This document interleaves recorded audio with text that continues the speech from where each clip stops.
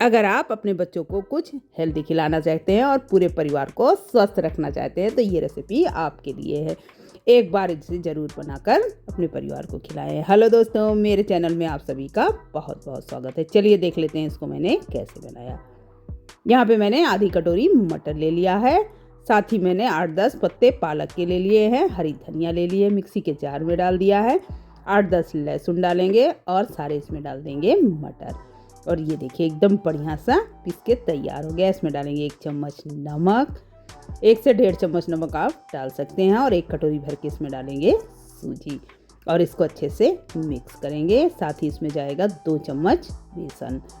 इससे इसका टेस्ट बहुत ही बढ़िया आने वाला है। ना ही इसमें यूनोस आएगा ना ही सोडा, और फिर भी इसका टेस्ट बहुत ही बढ़िया आता है। एक बार ज़रूर ट्राई करें।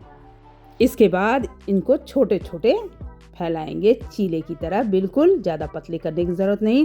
ऊपर से कटी हुई मैंने पनीर, गाजर और उबले हुए कॉर्न डाल दिए हैं और उलट पलट के दोनों तरफ से इसको अच्छे से पका लेंगे।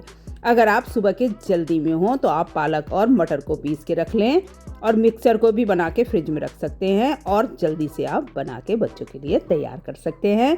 अगर मेरी रेसिपी पसंद आए तो आगे स्क्रीन में और भी वीडियो आ रहे हैं, उन्हें क्लिक करके ज़रूर देखें। थैंक यू दोस्तों।